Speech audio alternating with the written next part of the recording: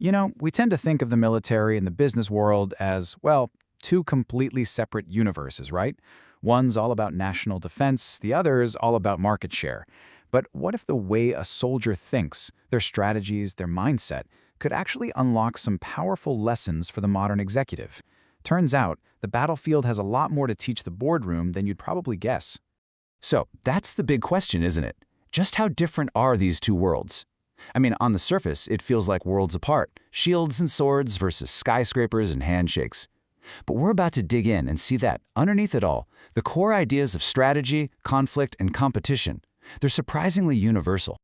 All right, so here's our plan of attack. First, we're going to challenge that whole idea that these are totally different worlds. Then, we'll dive into their battlefield and what they're fighting for. We'll look at their default state of war, how they focus on competitors, their rules of engagement, and finally, we'll pull out the key strategic lessons you can use. Okay, first things first. In any kind of conflict, you have to know two things: where you're fighting and what you're fighting for. And right away, this is where we see a huge, fundamental difference between these two worlds. So check this out. Military conflict is direct. It's all about taking a physical hill, a real city on a map. But business conflict, it's indirect. The battlefield isn't some patch of land, it's the mind of the consumer. You don't bomb a rival's factory, you attack their brand's position in the customer's head. Now, let's talk about the nature of the fight itself. This is where it gets really interesting, because the basic state of being for each world, peace versus war, it's the complete opposite of what you'd think. I mean, think about it. For a soldier, peace is the default. Most of their job is training and preparing for a war that hopefully never even happens. But in the business world, conflict is the default. The war for customers and for market share, that's the day-to-day reality. A state of true peace where there's no competition, that's basically a fantasy. And what's wild is that the whole system is built to keep this state of conflict going. In most economies, it's literally illegal for companies to agree to a ceasefire, through things like collusion or price fixing. The war is actually mandated by law. So if you're stuck in this state of constant war, you've got to know your enemy. But how you identify and focus on that enemy? Well, that reveals another massive difference between the military and business. A military general, they usually have a very clear picture of who the adversary is. Their focus is super narrow and incredibly deep. A business leader, though, is fighting on multiple fronts at the same time. You've got the established giant, the scrappy little startup, and oh yeah, that overseas competitor you haven't even heard of yet. And this is a huge lesson right here. The military is completely obsessed with intelligence, knowing everything about their rival's next move. Business, on the other hand, has historically been obsessed with its own product, and that creates this critical blind spot where you only see your biggest threat in the rearview mirror after it's already zoomed past you and captured your market. All right, let's zoom out a bit. Every conflict has rules, a certain scale, and an end game. So how do these rules of engagement really stack up against each other? In military conflicts, there's usually a buildup, right? You see diplomatic warnings, escalations, troops moving around. In business, you might wake up, be reading the news with your morning coffee, and bam, you discover your biggest competitor just launched a game-changing product. The first shot has already been fired. The war has already begun. And this little table really puts it all in perspective. Military conflicts, usually regional. Business, it's fundamentally global. The end game in the military often stops short of total annihilation, but in business, the fight often goes on until one competitor is just gone from the market. And look at the rules. Soldiers have these formal rules of engagement, but managers are operating in a much grayer area.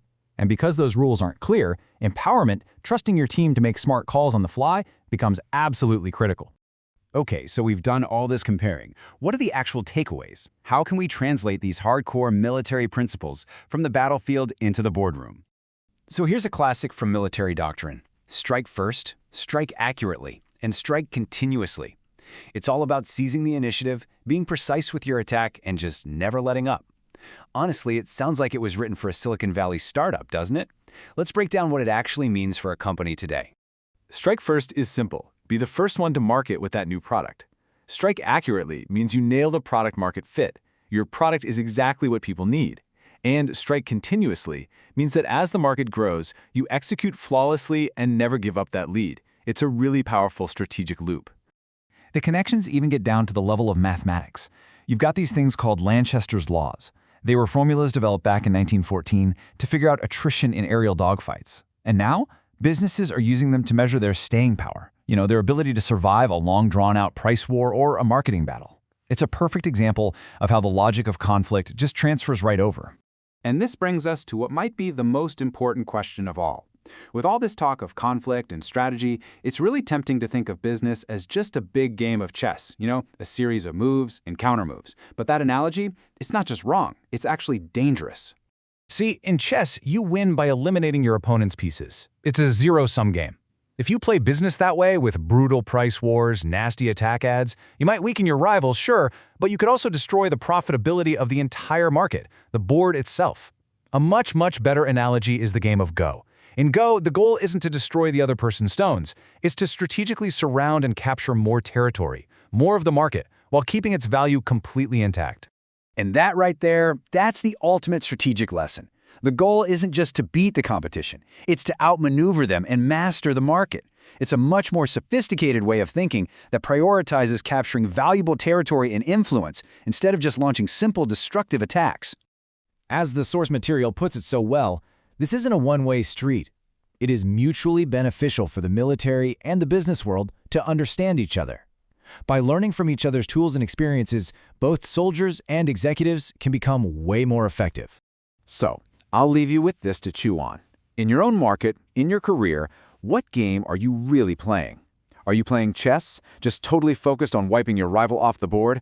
Or are you playing Go, strategically capturing the territory that truly matters? The answer to that question could change everything.